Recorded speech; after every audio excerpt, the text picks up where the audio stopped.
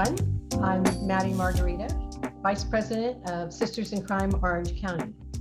Sisters in Crime is an organization dedicated to promoting the professional development and advancement of women crime writers and for equality in the industry. And if you love reading and or writing mystery, I hope you'll check us out and consider joining. Today, I'd like to welcome everyone to Appropriation versus Appreciation, writing about race, nationality, and gender. An important conversation hosted by Sisters in Crime Orange County in conjunction with the Pen on Fire speaker series. We're going to ask that everyone please stay muted during our discussion. And if you have questions or comments, please feel free to post them in the chat. Also, if you'd like to post where you're from in the chat, that's welcome also, so we know who's here and where we are. I'd like to welcome our panel today. We have Yasmin Angoe, a first-generation Ghanaian American and debut author of the bestseller and editor's pick, Her Name is Night. Yasmin is an award recipient of the Sisters in Crime Eleanor Taylor Bland Award for Emerging Writers of Color and a middle and high school English teacher who currently works as a developmental editor and sensitivity reader. Also with us today is Shannon Luders-Manuel, a writer, editor, and sensitivity reader with essays in the New York Times, the Los Angeles Review of Books, and Real Simple magazine, among others. Shannon has provided sensitivity reading services for major publishers, channeling her unique outlook as a mixed individual, which she refers to as her superpower. Also with us is Gary Phillips. Gary has been with us many times before.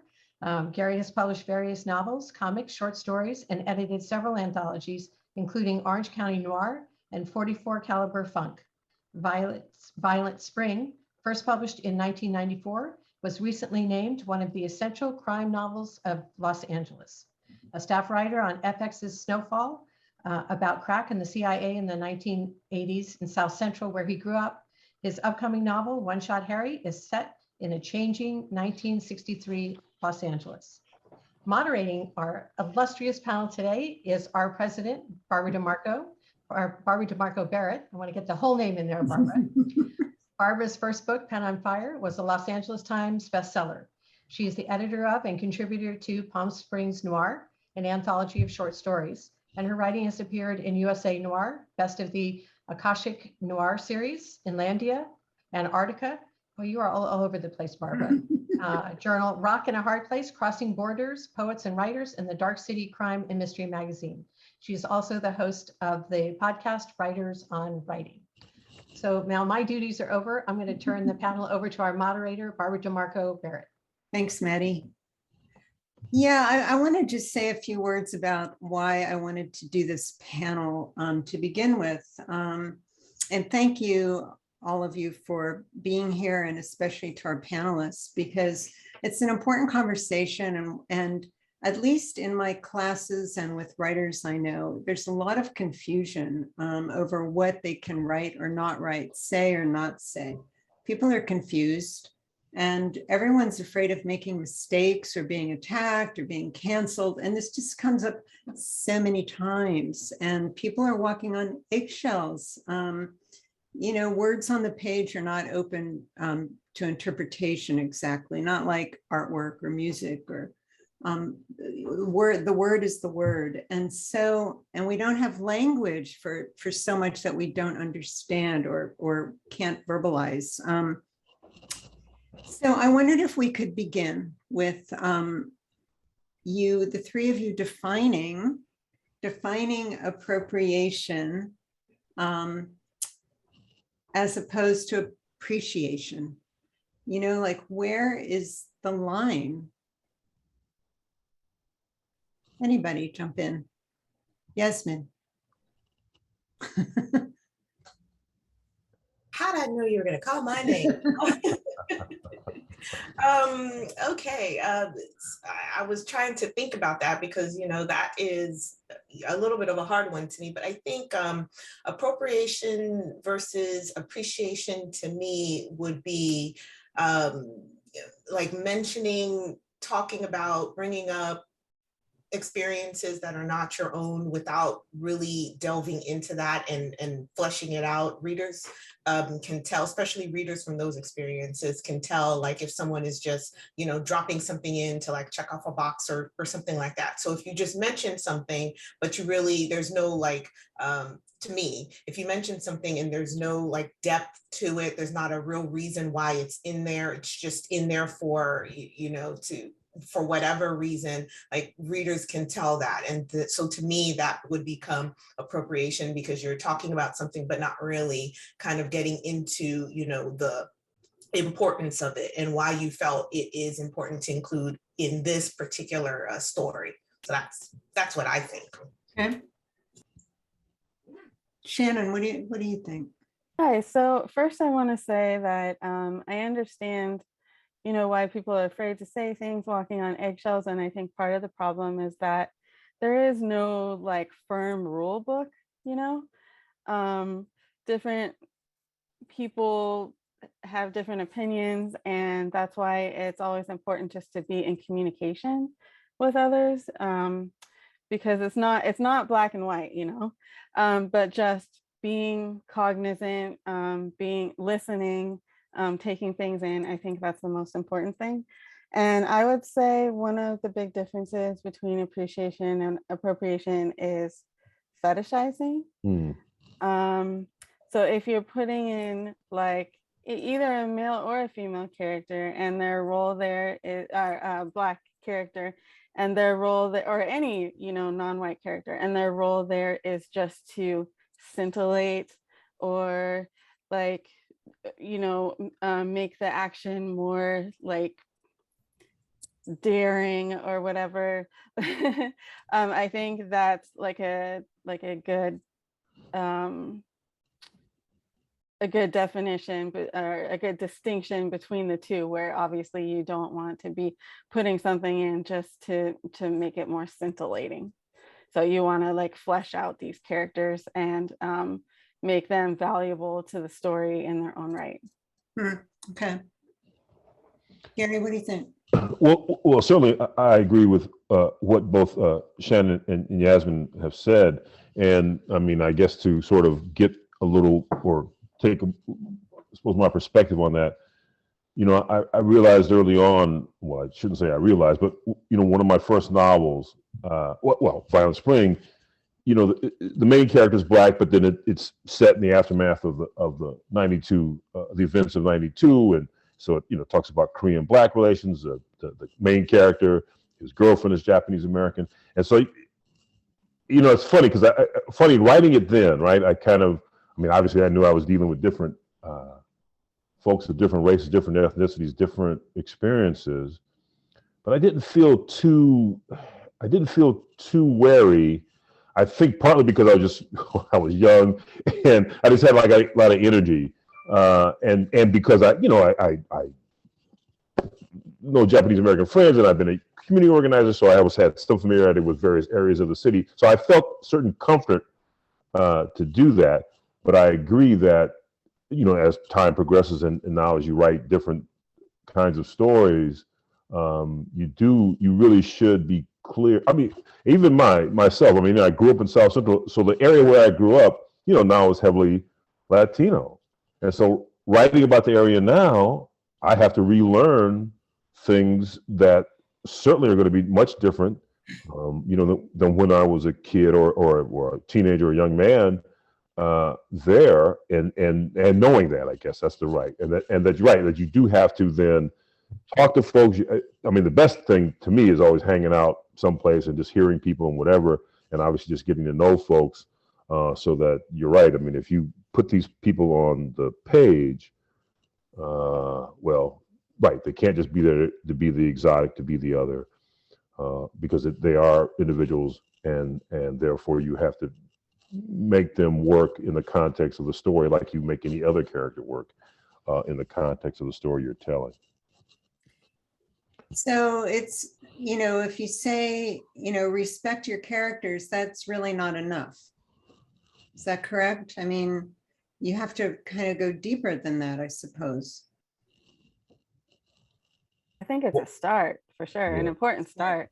is to respect your characters. And then I think that the particular ways in which you respect your character, like the respect, I feel like is the foundation. Mhm. And then you build from that, you know.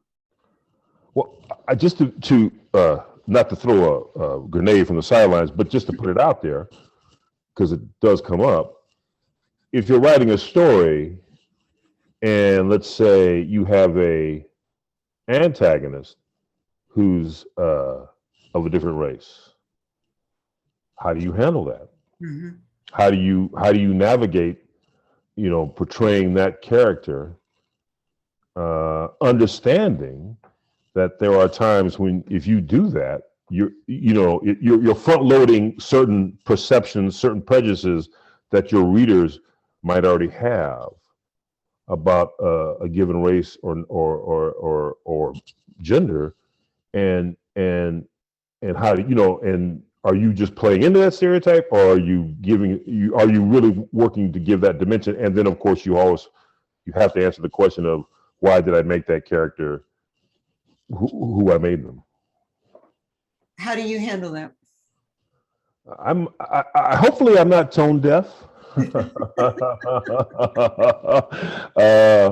But I am. But even in my advanced years, I think I have learned a thing or two. And by the way, it really certainly does help when you read obviously other people's work, when you bring that into your consciousness, or when you see other things. What was that wonderful, remarkable, but hard-hitting show? I Will Destroy You. What was that on? It was on HBO, right? About the woman, who survives a sexual assault, and then as she looks for that night, try to recapture that night. I mean, that's just, as a young Black woman who wrote that show, things like that, or I guess input like that, has helped me as a writer to understand, these fuller dimensions. And I'm not to name drop, but I will just on Snowfall. We're writing it. We have a show about a Black gangster destroying South Central, willingly destroying it in the 80s and a white CIA officer supplying them drugs. And so we're very clear we're fooling with dynamite in a certain way, and that we have Black gangsters dropping Black bodies at times. So all that stuff is always at play in terms of like, what are we showing? What are we not showing? What is coming out of the mouths of our characters? What are their actions? But I say that to say, it's then given me greater pause in terms of then when I bring those kind of elements to the page, for prose. Mhm. To some extent, you do have to tread lightly. I mean, as Shannon said, there's no rule book for this, but man, you have to sort of figure it as you go. And if that does mean I got to give it to somebody that says, man, you are way off on this, man. This stuff is like from the 1950s. This is terrible stuff. You should do that, because then we can only be so critical of our own work, and so therefore I think you do have to subject it to at times that kind of scrutiny. To not to say you shouldn't tackle it, that is to say to create your villains the way you want to create your villains, but you gotta figure that out. You gotta, there is no particular way to go at it other than in the end, does it work or it doesn't work. Mhm. And if I could jump in, well, first of all, Gary, I need to be in your writer's room with you writing that stuff, because that is essentially also what's going on in my book. And yes, me being, I'm a Ghanaian American woman. My protagonist is an assassin, and she works for an organization made up of Africans who go out and, well, they don't go out, but they send her out to kill other Africans who are not like with their cause and things like that. And so, how do you make a protagonist who is also a woman go against the typical stereotypes that you see for an immigrant woman and things like that? And so those are the things that, I had to think about. And I had, a reader say, well, she's killing people, doesn't, and, her the organization is supposed to be for the betterment of, the African diaspora, Right. killing people. And how do you justify that? And I said, well, really, there's no justification for killing someone, right? But this is the belief that they had. And what I needed to do with my character is to not make her one-dimensional. Yes. And I think that's what makes it, that's what shows that you respect your characters, and that I think Maddie had written, do you think you can take a chance on writing experiences that are not, our own? Well, I've never been an assassin, so I'm definitely writing out of my experience. Well, so you say. So you say. Well, Yeah. I say, because then I have to come and kill you, Maddie.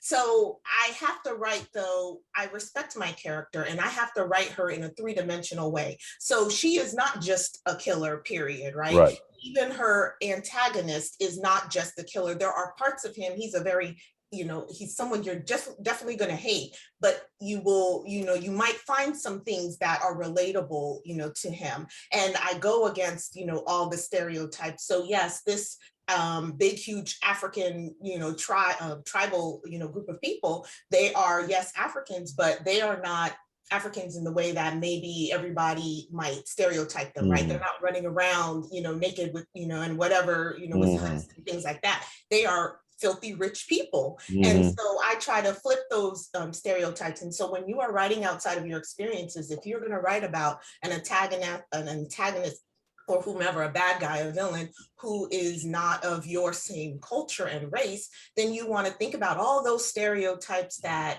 people usually put on that group of people, and flip that around and not maybe make that antagonist that way. And that shows that you've respected your character, you've respected your readers who are going to be reading it. And I had a sensitivity reader, for my book. My publisher got that for me. And so the things that, my sensitivity reader kind of dinged me on wasn't necessarily race, but it was stuff about, women, how I portray, some women, or how one of the characters spoke to another woman in, something she called it slut shaming. So there are so many things, and we're talking about race and culture here, but there's so many different things that you have to kind of be mindful of how you portray things. And I absolutely didn't think, I was like, oh my gosh, that's not what she thinks of, this other character. She would never think that way of her. But in some just real minor thing that she said, that's how it would come across. And so I was so happy to have that, information and to work on that.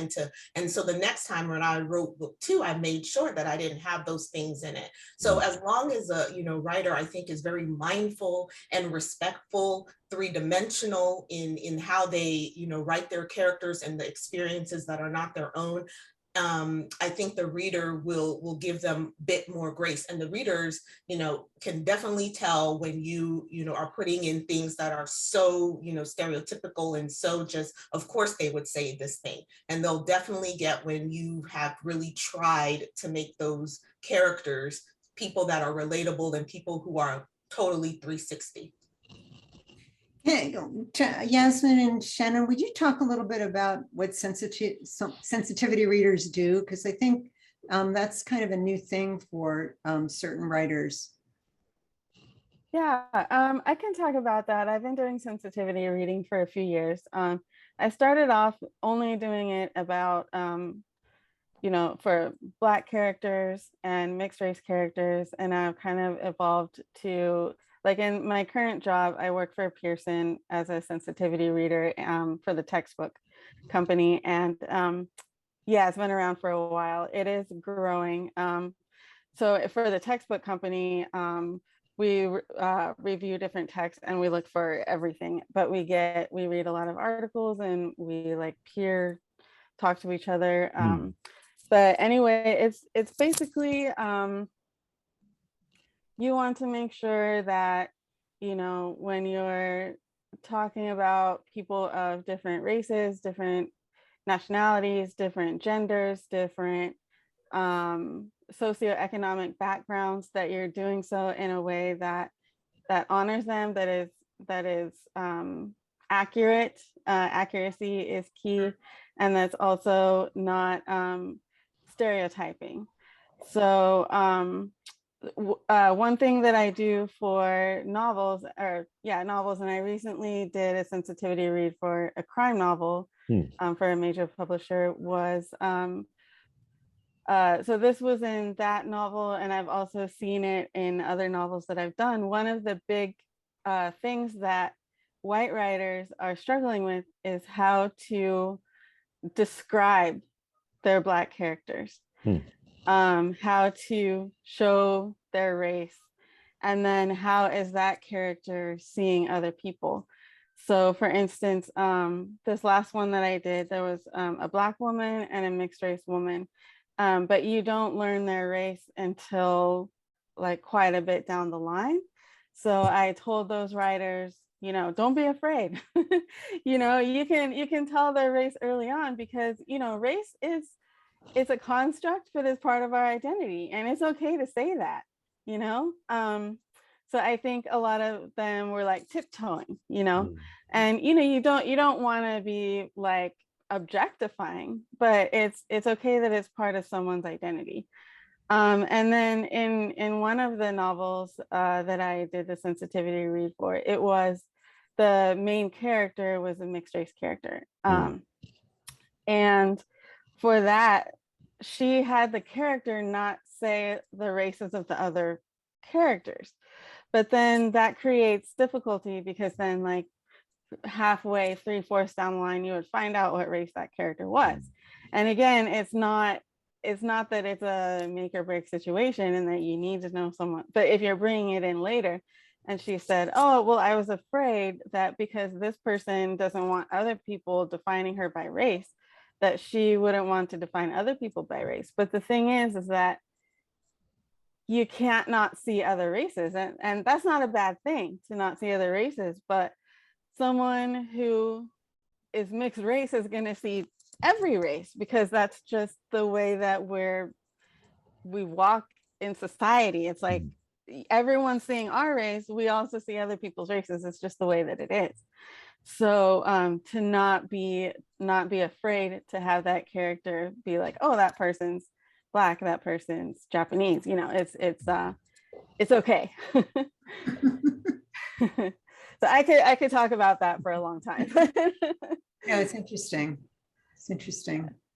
Yeah, and for me, it's very much the same. I mean, I was working on a sensitivity read, or sometimes we call it an authenticity read, a little earlier today. And so I also do fiction, and I've done educational field.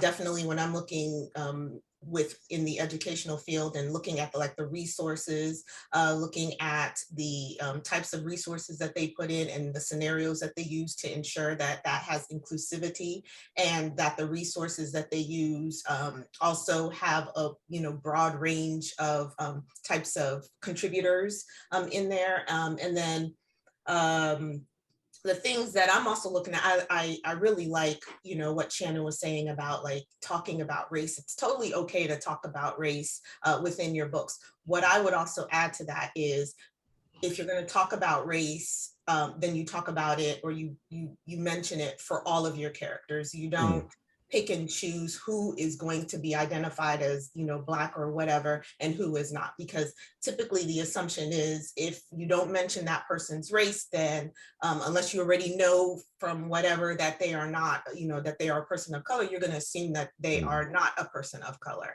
And so I have read books in which every other, character that's a person of color, they are identified by their race, but then the white character is not. And so that would be the problem, right? So it's everybody or it's none. And that's what I would tell like the reader. And then if I was to answer Nan's question about slut shaming, it's also okay if you're person, because I have a person who's an assassin, and Gary has a character who also kills people, and they do bad things, and so they're going to do what they're going to do. You can have a character who's not a good person, and a person who speaks derogatively to other people. The question is, does that person always have to say things?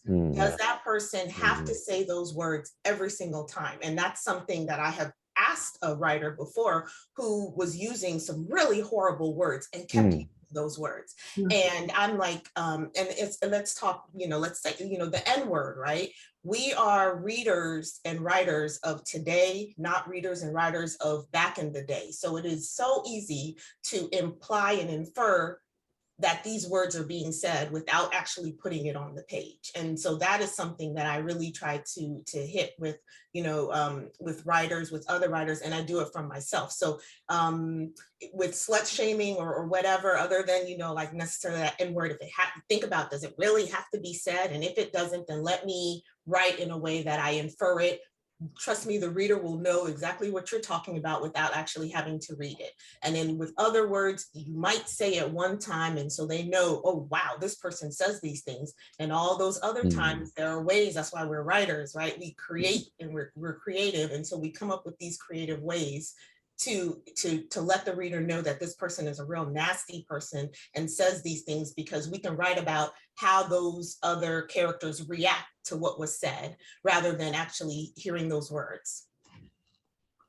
I could. Gary, I see you nodding. I like that. Go ahead. No, I agree. You're right, and it is a heck of a balance, right? I mean, if anything, I probably use too many MFs in my work, and even I like, oh my goodness, I should tone that down some. I like an MF though. That's okay. Go ahead. But you're right. I mean, but listen, it's a balancing act, and it's also the question of, for a lot of us, we might be writing a close third person. So, again, a lot of us from the perspective of our main character, right? And how they perceive the world and how they're interpreting the world. And they might not always be, the best person to do that. But that's okay, as long as then the trick then is, how do I show that either through another character or some other reaction, so that you understand that there is, that there's more there than that, what you're necessarily getting, from that character.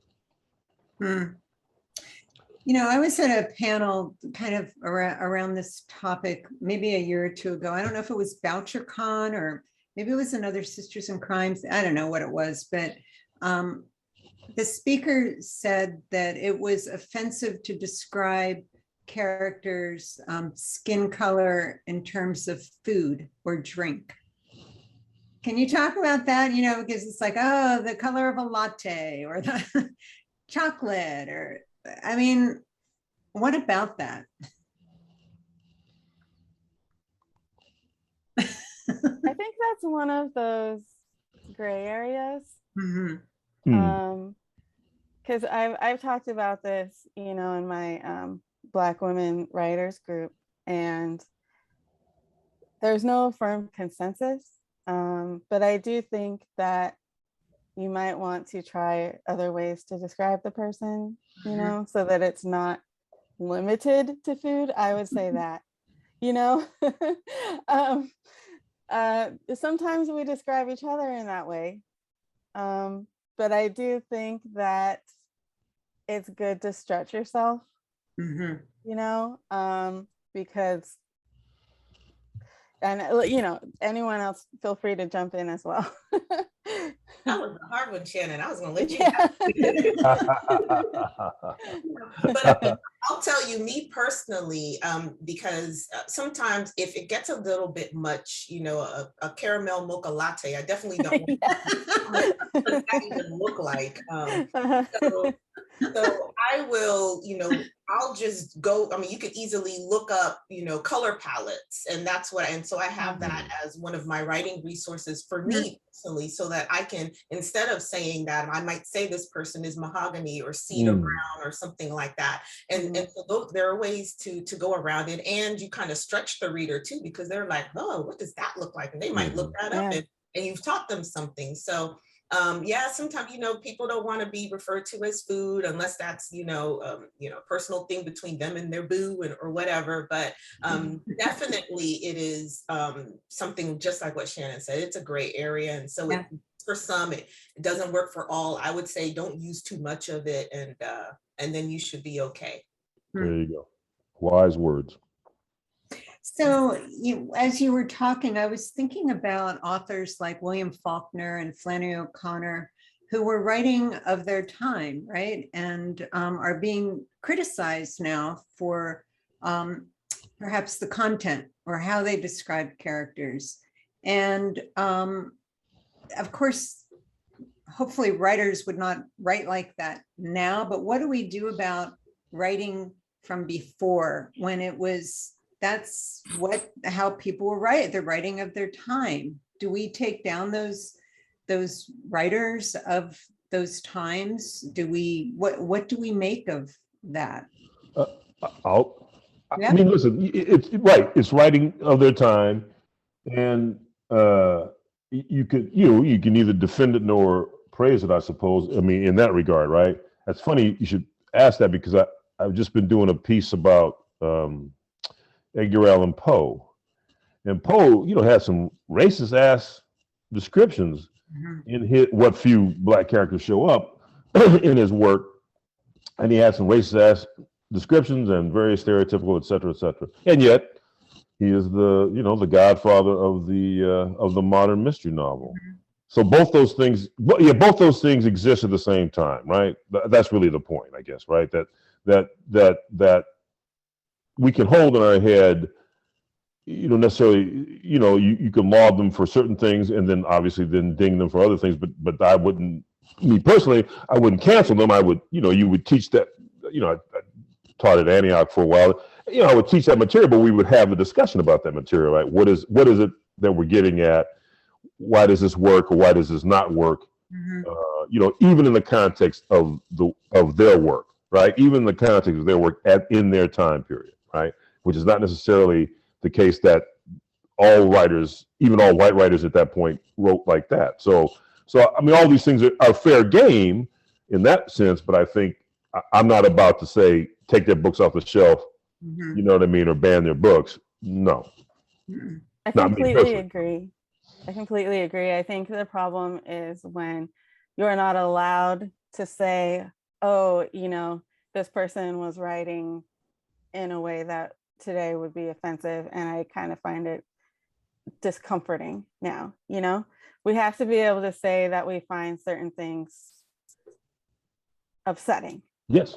Yeah. And yes. At the same time, that doesn't mean that, exactly, that they should be taken from the shelves. Exactly. Like I had some problems in grad school. I went to a very white grad school and I was, the only Black person in the classroom. And some of the people we were reading were I was on the East Coast, and they were New England writers such as Harriet Beecher Stowe. And I wasn't allowed to criticize Harriet Beecher Stowe. And I found that very problematic. It's not that I thought that she shouldn't be taught in the classroom. It's not that I thought that her book wasn't, seminal for its time, but to not be able to say, hey, I have some problems with the way that she portrayed things. Absolutely. Like I felt like that was harmful to me. Yeah. A question that came in along these lines is, what about writing historical novels? Are we allowed to use the terms of the times? Otherwise, it can sound too PC, taking the reader out of the work. What do you think about that? Historical novels? Well, I actually brought that up a little while ago. And I said that, so a historical novel can still be historical without actually using those terms now, because we are not in those times. We are in today. And so therefore you can write around those words, and the reader knows what time period that is, and they absolutely will know what it is that the person has called that other person without actually having to see it on the page. Because just kind of think about like the things that offend you, right? If you see something, if you hear something and you're just like, it makes you clutch your pearls. See, I'm in South Carolina, so we got to clutch pearls here, and I don't have any on right now. But like, if you think about that, then think about your reader and how they would feel to see those things. Those things are harmful and they do hurt. And even if you're a reader and you know that this is a historical novel, you're here to read this book to like enjoy it right now. And when we see those words on the page, it takes us out of that moment of enjoyment. It reminds us of this harshness and this thing, and it removes the pleasure that you're trying to give the reader. I mean, it's not like you're a textbook and you're trying to teach them something. Well, not in that term, in that way. You know what I mean? So I say, just kind of think about how you would feel if you saw these things all the time, the things that really, really trigger you, and you see that repeatedly on the page, even if, you know, it's hidden under the context of it's a historical fiction. If it doesn't have to be that way, then I would say don't use it. It's always ask yourself, why am I putting this in there? Is this really, really necessary, you know, for me to put that in there? And there was another question earlier that we had missed about, and I guess this would be for like Shannon and I, and whoever else, do we ever feel any pressure about offering an opinion that represents a huge swath of individuals and things? And I would say for me, I don't feel pressure, because I do let my client know that, you know, this is just one person's opinion. This is just Yasmin's opinion, right? And this is what I think. And so you're paying me to be very, very critical about every little thing, and I'm going to nitpick every little thing. But ultimately, it is up to the author to decide whether they are going to keep or take those things out. And so sensitivity reading, I definitely want people to know that it is not no, you can't do this. It is a should you do this? I don't think so. But maybe you might still want to. So I'm just letting you know that you might not want to, but if you go ahead, just know that someone had, you know, had tried to like give you a little bit of pause. But I'm in no way am I saying don't you use this, you can't use this because it's your book. Yeah, I completely agree. It's the same for me too. Yeah. Yeah. And that being said, like, sorry, that being said, I do like to participate in scholarship and see what other people are saying. And because I do know that my words carry an impact, so I want to always be learning. Yeah, absolutely. Well, I'm glad. Yeah, I'll just chime in and say that, you know, I did a novel a couple of years ago, set in the set in the late 20s, and where I reimagined, it's kind of a pulp novel where I reimagined Matthew Henson as this kind of pulp figure. And because it is set then, right, there are certain words that get used, but I would agree that, right, sort of to Yasmin, both points, but really to Yasmin's point, listen, there could be times when I overused it because of whites reacting to this capable black man. But I had a good editor, and I think we worked and wrestled with that, because you're right. In the end, it's the book you want to write, but you want to also reflect a certain reality of a certain time period. And again, the book is from his perspective. The character, you know, it's third person, but it's really close third, which is generally how I write, I guess. And so then, yeah, and so you have to sort of, again, you have to sort of walk that line, right? So you might have already answered this, but this is another question. When setting a piece set in the past, how does a writer address troubling social norms of that period? Should they be explained or called out? Or, and she says, my piece is set in the Jim Crow South. So, you know. I'll just say real quick, just to follow up, I would say, depending on who the character is, or maybe you're shifting points of view, that's how you, to me, that's how you get at it, right? As I said, with the Matthew Henson book, it was easy to the extent that you're in Henson's head. So you understand, you know, when this cracker says something, well, you know, Henson don't take it, you know, sometimes he hits the guy, but you know what I mean? But the idea that you have some perspective on it because you have a filter through which you're interpreting these words. So I guess that's the point, right? That the whose point of view am I telling this part of the story? And it could be shifting points of view, which that might be great, but you still got to figure that out. For the question that Lucy is asking about if you're using the term Negro, I would say if a character is describing another character, that's one thing. You know, if you're writing a historical novel and a white character refers to a black character as a Negro, like I would say that's historically accurate. If you are, you know, you the author as a 21st century American are describing the character as Negro, then I think that's something that doesn't need to be done. Well, it could be two black people talking to each other. Yeah, or two black people talking to each other. Exactly. Yeah. It could be any in my family. Yeah.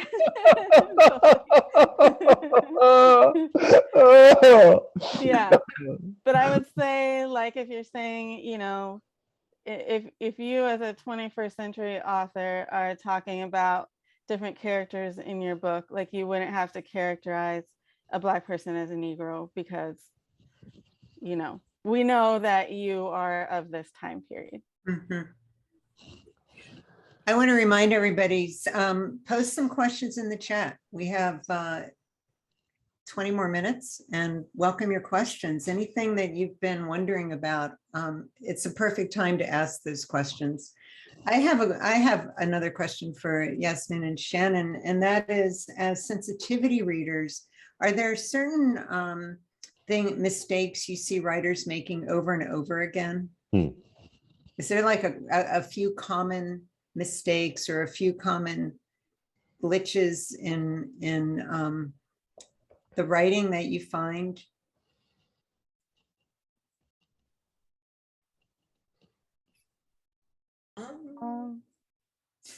No, I mean, the only consistent thing that I found is writers being afraid to describe someone's race.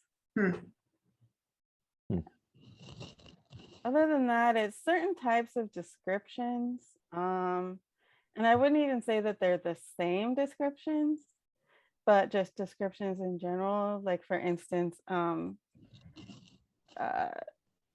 you know, trying to describe the way a Black person looks and then saying that their knuckles were darker than the rest of their hands. Like, that's something that you don't want to say. But even that, I wouldn't say I've had more than one author say that. So it's just being aware of the way you're describing people. Sure. I think definitely that, because that definitely falls into like stereotypes and what people perceive, you know, other races, you know, that's how they identify them and stuff like that. And so that is something that, you know, I think I've called a couple of people on, like, maybe how they would describe the nose and the lips, right?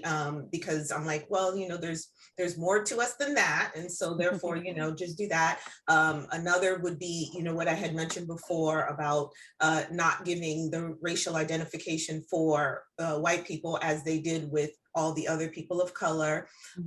Definitely hitting on some stereotypes, like making your people of color, maybe your Black and brown people, loud and abrasive, because that is another stereotype that people attribute to that, or aggressive and things like that. And so it's really working to go against those kinds of stereotypes, because you don't want to play into that. And it's easy to play into that. Even for me, I have to go back and be like, wait a minute, as a Black person, I don't want to perpetuate those stereotypes either, because I want people to see all other races, all other marginalized groups of people as a whole 360, not as an other, but just like them. And I want them to be as relatable to the reader, no matter what kind of, you know, no matter where you come from, you should find some sort of relatability. And so it's really going up against those stereotypes, and then also making sure that the author doesn't have any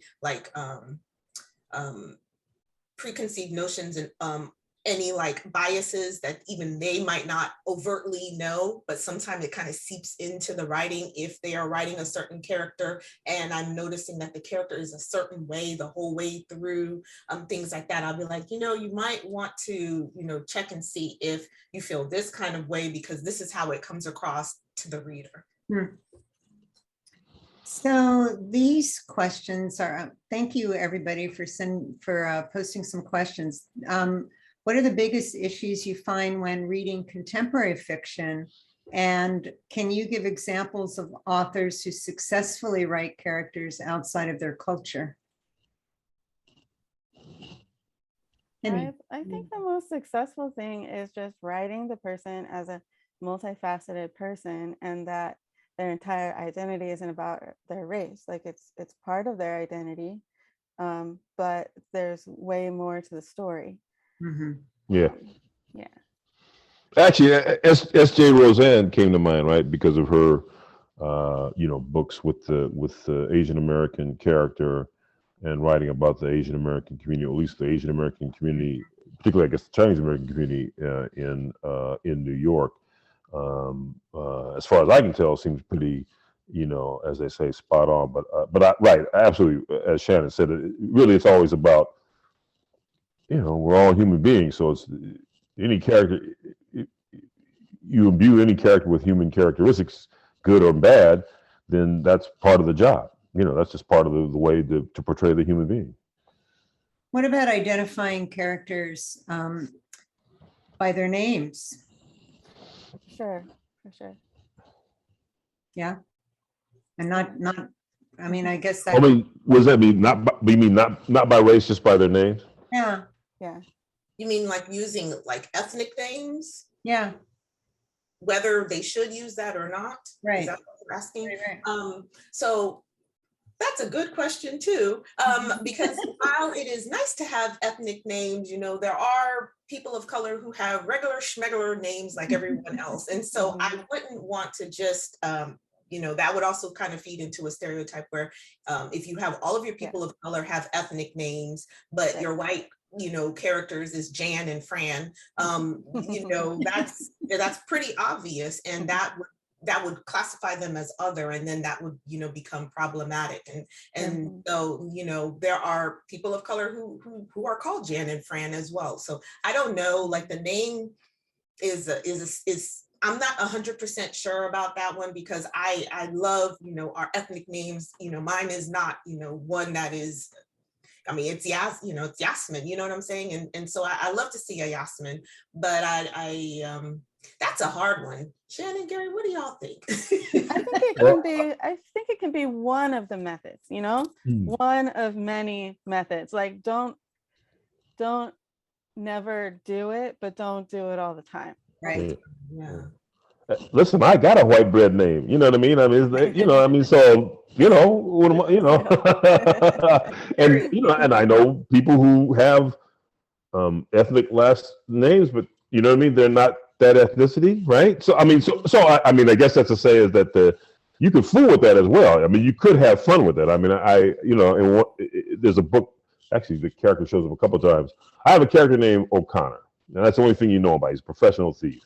And I've yet to, and I have specifically never told the reader. I've told physically what he looks like and this and that, age range, what have you. But I have never told, and I've told all around him who people are, race, ethnic, gender, whatever. But I've never revealed his race, right? And of course, now you would assume with that name that he's white, but maybe he is, maybe he's not.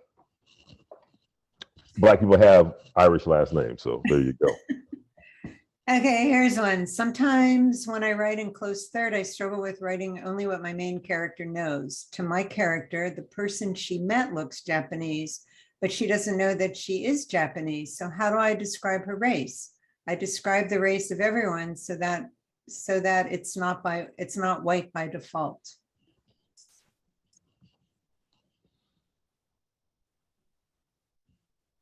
Oh, it made Shannon leave. Did Shannon go away? No, I'm in a very tight apartment complex, and there's somebody crying. So I'm just, yeah. Oh no. It happens sometimes. There's a couple that fights a lot. Oh my gosh. I just turned on the fan just so it's not part of our talk. Oh. Yeah. Real life. Yeah. That question is gosh, I think we need more information, maybe. Yeah. Okay. Let's go on to the next one, and maybe there'll be more detail below. What's the state of the state about writing Native American characters? The state of it. You mean whether you can or can't? Nan, maybe you could put a little bit more detail in there too. and we'll go on to the next one. Yeah, and in what context, right? And again, are we writing them in the Right. past? Are we writing them now? Are we, Right. Okay. Yeah, I mean, there's no rule Yeah. saying you can't write Native American characters. Right. Just, have a sensitivity reader who's Native American. There you go. That's it. Yeah. Because you should, right? As people have said, I mean, you got to be authoritative here. You can't just be right.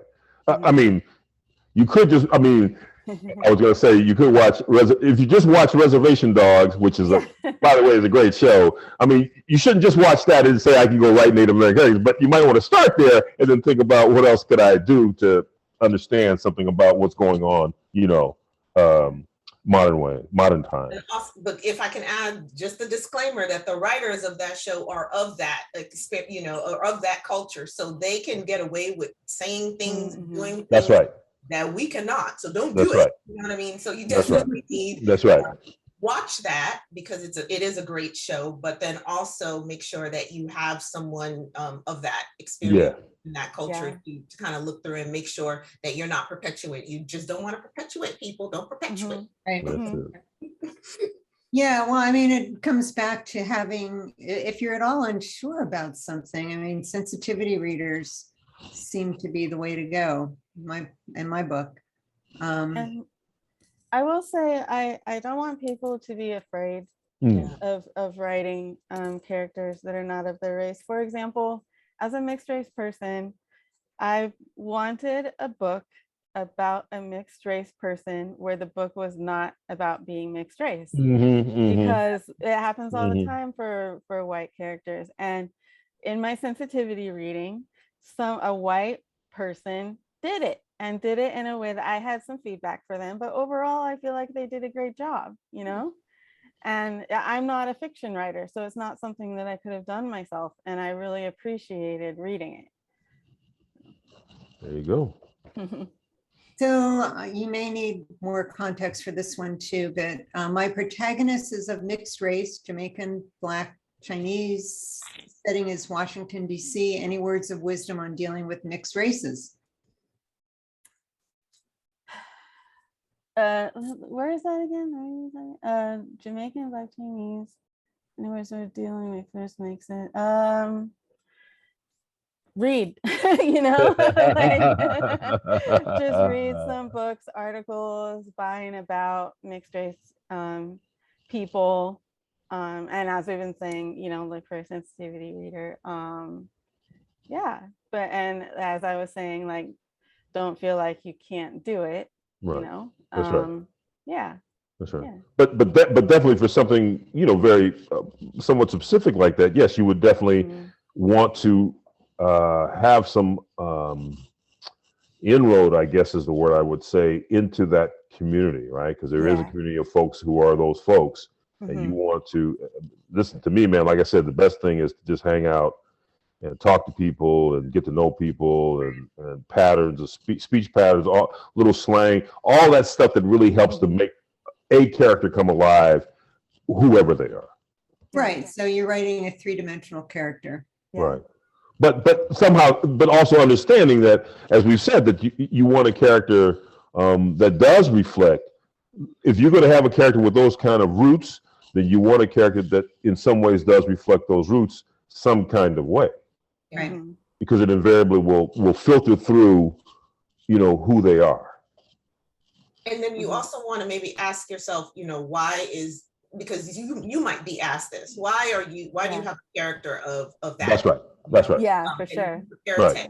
For that. So there should not that the book should be about, their race, but there should be, a reason for you as to why you want to have that, and make sure it doesn't come across as what Shannon said toward the beginning about fetishizing, certain races and things like that. You just don't want that to come across in your writing. What I'm saying. I'm not saying that you are, but you would be asked that question because the readers will definitely ask. And for example, that book that I liked, it was a young adult novel, and the reason that the author had the character be mixed race is because it was a high school student, and she was a blues, I forget what instrument she played, but she played an instrument and she did blues music. And so she had you know, her white side of the family and her Black side of the family, and she was influenced by her Black grandfather who loved the blues.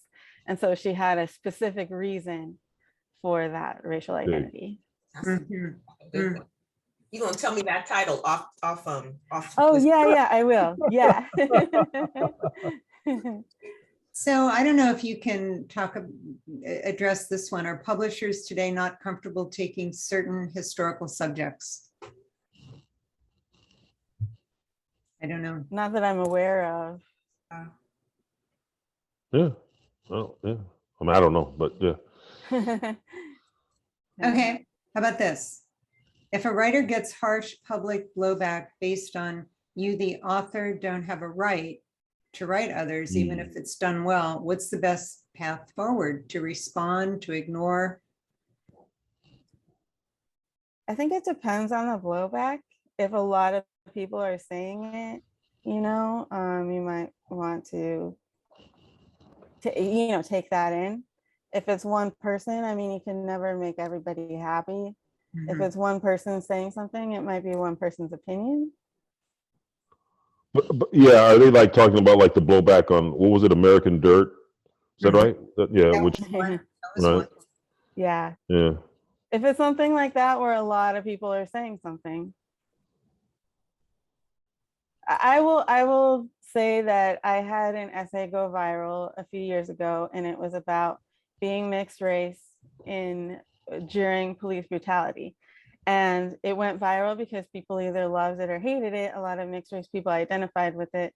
A lot of Black people either loved it or hated it. And I will say that while it was the essay for me to write at the time, and it felt true at the time, there were certain things that made sense, you know, that I was getting criticized for. Because, you know, I do have some white privilege because I'm half white. So, you know, just take things in. If a lot of people are telling you something, you might want to, you know, take that in. And I think as writers, we do need to grow a thick skin too, right? And for so many reasons, so many reasons. So how and where do you find the right sensitivity reader for your book?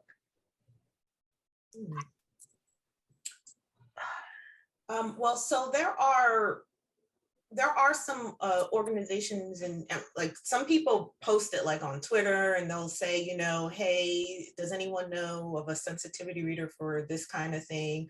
And then I work with a group called Tessera.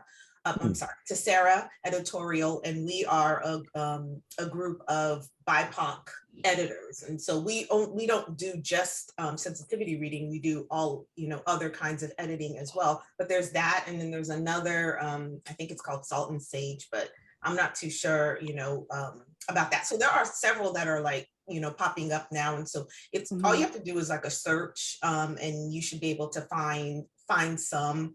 And there's a big database. I think is it called like Editors of Color, something like that. And yeah, and so you could post your job on there, and then someone can like contact you if they're a fit, stuff like that. So it's just about, you know, doing the search. It's out there. Yeah, I got some of my work. Your website in there. It'd be great to have it in the chat. Oh, yeah. So people could contact you through your website. I got some of my work through the Editorial Freelancers Association. They had a category in there for sensitivity reading. So like an outsider could look at people's profiles and select what type of editing they needed. And sensitivity reading was one of them. I guess in closing, because we're almost at 5 o'clock, do you have any advice for aspiring writers who are wanting to write about cultures not their own, apart from what we've already talked about? Oh, I'll just say, I think as folks have said, look, you have to go in there with your eyes wide open, but you can't, well, yes, you can't worry that you might offend somebody. Well, okay, but you gotta, you know what I mean? You gotta still put the stuff on paper, and you still gotta wrestle with it. So you can't be you can't overthink it. I guess that's the thing, right? You don't want to overthink it. I mean, you want to think about it enough, but you don't want to overthink it. You want to put it down. And as people have said, I mean, you can then reach out to a sensitivity reader, but you have to do it. You're the writer. If you want to do it, and you think you have a reason for why I'm going to do, I'm going to have my character, I'm going to have my Black character show up on the res, and if I'm going to do that, and I'm kind of intrigued by that idea, right? Then I better damn sure figure out what I'm doing. Even if I'm telling you the story, I'm going to tell you the story from that character's point of view, but that's okay. But I still better know what I'm doing, right? So I got to be reading. I got to be talking to people. I got to be interviewing people. I got to do all the stuff that I got to do, just like you research for a historical novel. I got to do that research. I got a human research, right? To make that step, and I'll still falter, no doubt about it, right? I'll still falter, but like Barbara said, you got to sometimes you got to have a thick skin about it. That doesn't mean you got to be a thick head about it. You got to listen, but you got to, it comes with the territory, man. That's the job we're in, Yeah. Yeah, I totally agree. And you said exactly like that's what I was going to say. Write what it is that you want to write, but just be prepared. When someone says, hey, this might be a problem, you make your decision, and then also be prepared for what may or may not come from that decision that you made. And just as long as you're ready to, double down or explain your intention or whatever, then, write what you're going to write. I agree. So much. Thank you so much for taking the time. I think this has been really useful and enlightening for everyone. And I appreciate it. I know everybody else appreciates it too. Thank you.